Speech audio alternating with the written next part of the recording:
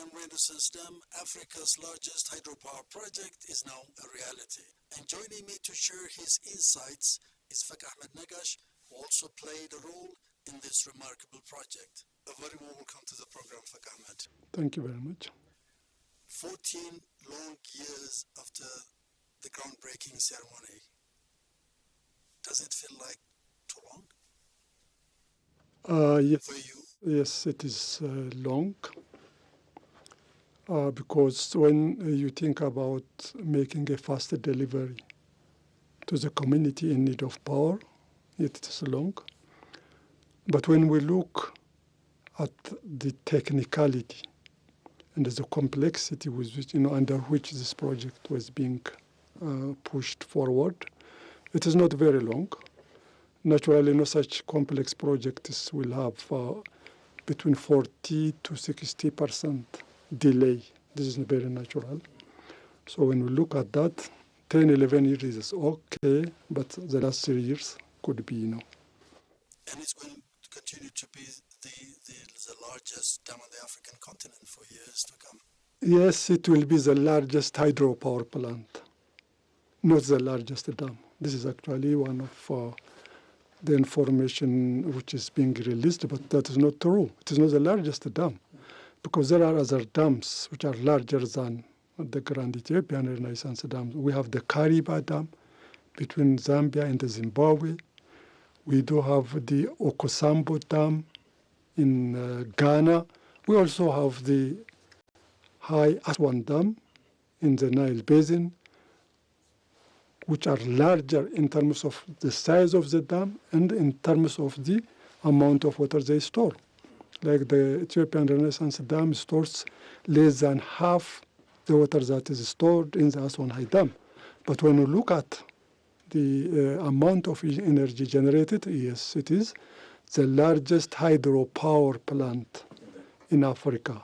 Do you foresee similar hydropower plants, as you say, in the rivers in the African continent? I'm thinking of the River Congo, for example, the second longest river in the continent. Yes, the Congo River actually it has the highest hydropower potential in Africa. 40,000. Only in one place, yes. Only in one place at Inga 1, it can generate between 40 to 60,000 megawatts. But the Congo as a whole is expected to generate up to 100,000 megawatts of energy if it is harnessed. So Ethiopia is the second, by the way. Ethiopia is the second as far as hydropower potential is concerned in Africa. Ethiopia is the second country. Yeah. So you've been involved in the Nile Basin Initiative for years on end, until you retired a few years ago. You've been an expert. You've been a consultant with the Ministry of Water Resources, now irrigation too. Sitting here and now, and reflecting on what has happened in the last 14 years, can you articulate your perceptions about this whole project now that it's inaugurated? Yeah. Actually, when the Grand Ethiopian Renaissance Dam was launched, through a groundbreaking ceremony, I was at the ministry, and I was working in another department, not directly related to transboundary, but that gives technical backing to the directorate dealing with transboundary. That directorate was known as the Basin Administration Directorate, which administers the water resources of all the basin. We do the planning, we do the control, the supervision of all water resources development and management in Ethiopia. Then immediately I was transferred to the transboundary directorate. So starting 2012, I was working actually in transboundary directorate, which is actually dealing with transboundary with basin countries. Anyway, I've been involved in the Nile Basin Initiative since 2002 as a technical expert, as a task force, as a working group, as member of steering committee, technical committee, even chair of steering committee. I mean, we were involved. Then we start, becoming representing countries in the three institutions. So it is when the GERD came in, nobody expected that would happen. Actually, particularly the downstream countries, they never thought that Ethiopia can, unleash such type of a mega project, and it was a surprise to many. And suddenly they convinced themselves that Ethiopia will not finish. Actually, they were sure that Ethiopia will not finish. And it is not only downstream countries, by the way. Financing institutions like the World Bank, they say it's totally out of capacity, financial capacity of Ethiopia to accomplish this project. Actually, they thought Ethiopia may go to the unusual financial sources like the Chinese government, but that didn't happen. So after very long, 14 years actually, it is very long. It is not only when you count, it is only 14, but when you look at the hurdles that Ethiopia passed, it is actually longer. So now it came to an end, to the surprise of many international. What did you think then at the beginning? Actually, when we look back few years, when we look back the few years before the launching of the GERD, the trend was very encouraging, because we started with Gibe 1, and the contribution of Ethiopia was a small amount of money. When we go to the Tekeze, the contribution from the Ethiopian side increased by 13%. Then Gibe 2 came, and the contribution of the government of Ethiopia was about 40%. With the Tana Beles, it was 100%. With the Gibe 3, it was 100%. So you can see the involvement, not only in finance, but in the development itself, in the technical studies, in the construction. It was increasing slowly, so it shows that Ethiopia was developing its capacity to handle such big projects. But the GERD was going to be different because it involved other riparian countries, particularly Egypt and Sudan, which were more vocal on this. Yes, it was different, totally different. But still, we had some experience before that regarding Gibe 3. When we started Gibe 3, we had some issues with Kenya. We also have another issue with UNESCO, because UNESCO requested the government of Ethiopia to stop construction of the dam immediately.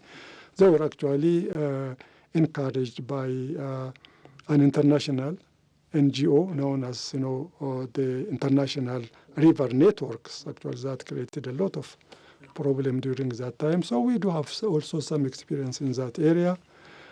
Then, when the GERD came in, really, we were very optimistic that we can finish it.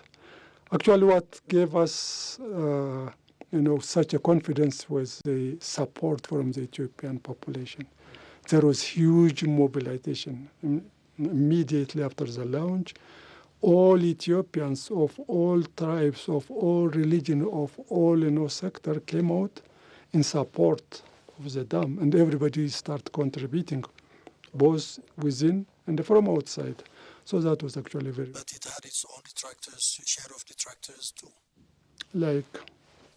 Some people were not happy that this dam was being built at that point. There are very few. I do remember immediately after the launching of the GERD, I was asked, to have a discussion with some Ethiopians on Deutsche Welle. And I was surprised when I see some people actually opposing. But this is very natural. It could be, a lack of information, or it could be misunderstanding. But this can happen. But that was not a very big number, by the way. So what would be the domestic impact of GERD? Domestically, the GERD would have a very huge impact. The first impact could be our capacity, the capacity of the Ethiopian government to make mega decisions. When the decision to start the GERD was started, actually there was no sufficient finance. We were not sure that even we can withstand pressure from outside. And the tradition of mobilizing local finance to implement such a mega project was not widely known. But there was a trust in the Ethiopian people to stand up and to support such endeavors. So that was actually a very big benefit actually we got out of this project. The other one is the capacity to mobilize local finance for such a project. That was also very well developed. And now you can see nearly maybe 15 to 20% of the finance was mobilized locally. Then the capacity to implement such mega project was also developed. The capacity to negotiate on such mega project was also developed. Then when the GERD started generating electricity, it is contributing now nearly 54% of the national energy demand. Nearly half of the rural population doesn't have access to power, right? Definitely, if we do have the infrastructure, if we do have the infrastructure to deliver the electricity to each and every household, for sure the GERD can cover the demand, national demand, particularly for household. Our households, local households, they don't need a lot of energy. The per capita energy consumption in Ethiopia is now about 135 kilowatt hours. So that is very low, by the way, at international standard. So it was not, the issue is now not the capacity to deliver energy, but the capacity to reach each and every household, because the settlement in Ethiopia, it is very scattered, widely scattered, difficult to reach and every household from the grid. Government is actually thinking the other way of reaching them, like having small hydropowers or solar panels or wind system to deliver each and every household. But still, many towns and villages will definitely be reached within a very short period of time. But it has also regional and diplomatic dimension too. Yes, regionally, you see, in the basin, it is, our destiny is actually tied together. We don't have a choice, we don't have a chance to choose. You don't choose your neighbors, by the way. It is already given, it's natural. So geography is destiny. Then we are tied together, we are upstream, and we will remain upstream, and they are downstream, they will remain downstream. And I will not be surprised that they have a concern. Yes, they have a concern. Always downstream countries live in apprehension whenever there is a movement upstream. They will have a concern, there will be a fear. That's natural. But the problem is when it goes beyond, mere concern, then that will not be okay. Ethiopia was very positive when they expressed their concern. Ethiopia responded positively, didn't reciprocate actually what downstream countries did to Ethiopia in 1960s when they refused to give Ethiopia any information about the dams they are constructing. But we positively responded. We gave them all information. We gave them access to the dam site. We changed our designs, to make sure that they are comfortable with the dam. You were very transparent. In a very transparent way, but the matter didn't end there because the main objective was to stop the construction of the dam. When that, is not acceptable to Ethiopian people, they went ahead to, asking for reduction of the size, reduction of the capacity. When that also didn't materialize, they want to extend the filling of the dam indefinitely. And even they went to the extent that they may foreclose upstream development in the name of binding agreements. I mean, this is something which was expected, but not to the level it happened. But anyway, now it is over. It is over. But Egypt has submitted its concerns, its a letter to the Security Council yesterday. What does that mean? I mean, that's also expected. So does it mean that there is no end to the controversy? No, it will keep on. I mean, the discussions, the negotiation will keep on because the dam will fill every year because you release the water, then you have to replace the water you released for generation of power. So whenever you fill, they come up with a concern. And then the manner with which you release the water is also an issue. Even if it should not be an issue for Egypt, they will make it an issue. Because in Egypt, when you look at a high Aswan Dam, it is over year storage. It stores water more than their water requirement of more than 2 years. So whether the GERD release water in September or in June, it doesn't make a difference. The more the water stays in Ethiopia, the more the water is kept in Ethiopia, the better for Egypt because the water reaches Aswan High Dam. Evaporation from that water is very high. You keep it in Ethiopia, you minimize the evaporation. That means you send down more water.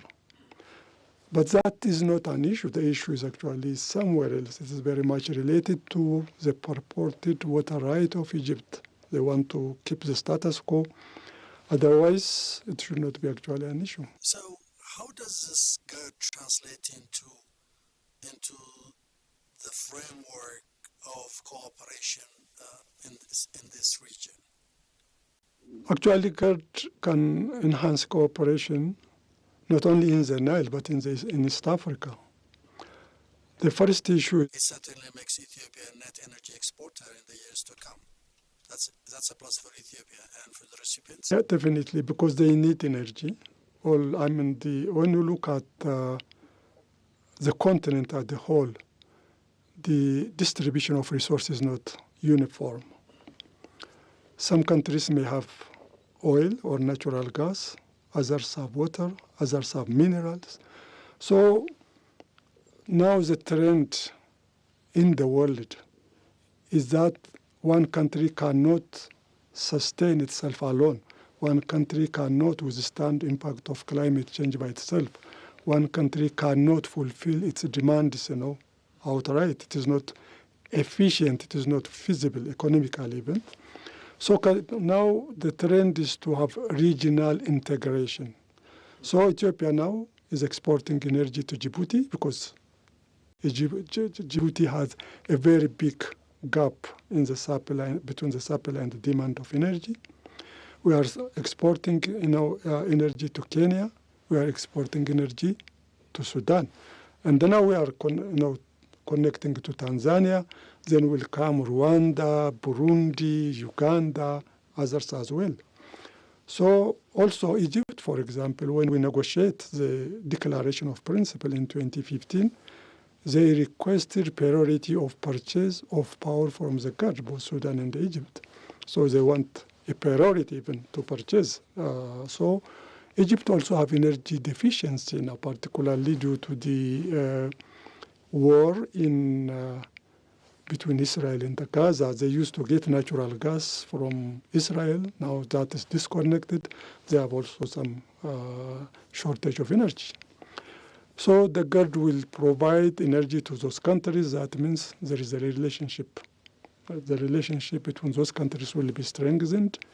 Kenya is reporting that they are getting annually $10 million of benefit, direct benefit, from 100 megawatt per 100 megawatt of energy from Ethiopia. Now they are getting 200 megawatts. That means they are getting $20 million benefit only from the sale of energy.